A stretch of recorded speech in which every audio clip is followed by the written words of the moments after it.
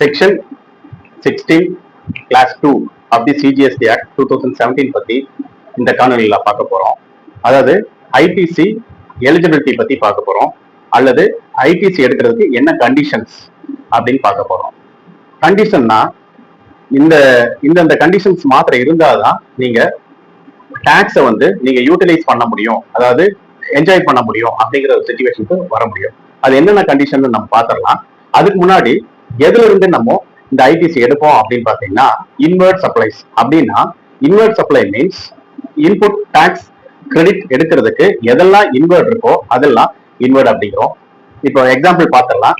ரா material purchase, expenses, fixed asset purchase, any other related business related expenses. இது எல்லாமே furtherance of business ரிலேட்டடா இருக்கிற செய்யக்கூடிய ஒரு செலவா இருக்கணும், பர்ச்சேஸா இருக்கணும். இதைத்தான் நம்ம இன்வெர்ட் சப்ளைஸ் அப்படிம்பாங்க. அப்ப இன்வெர்ட் சப்ளைஸ்ல வர்ற இன்னொரு பாயிண்ட் என்னன்னா சர்வீஸ் ரெசிப்ட்.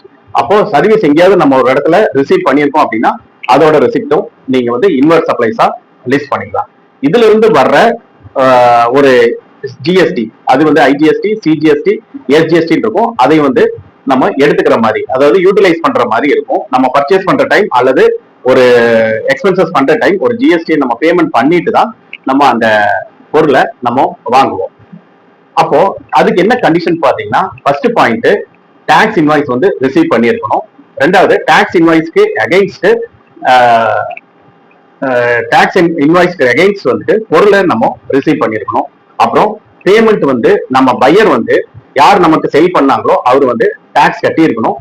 அடுத்த பாயிண்ட் முக்கியமானது, ரிட்டர்ன் ஃபைல் பண்ணிருக்கணும். GSTR 1 and 3B return file பண்ணி சப்மிட் பண்ணியிருந்தா அந்த கண்டிஷன் சாட்டிஸ்ஃபை ஆயிடும். இதுல 2A 2B ஒரு கான்செப்ட் இருக்கு. அதுல கம்பாரிசன் ரெகன்சிலேஷன் மாதிரி அது போகும். நம்ம கிட்ட என்ன பர்ச்சேஸ் பில் இருக்கோ அதுக்கு 2B என்ன வந்திருக்கோ அதைய பேஸ் பண்ணி நமக்கு ஃபர்தரன்ஸ் ஆஃப் பிசினஸ் பேஸ் பண்ணி நம்ம அந்த ஐடிசியை யூட்டிலைஸ் பண்ற மாதிரி. இந்த காணொலி உங்களுக்கு பயனுள்ளதா இருக்கும் நான் நம்புறேன். மற்றொரு காணொலியில் நான் சந்திப்போம். தேங்க்யூ.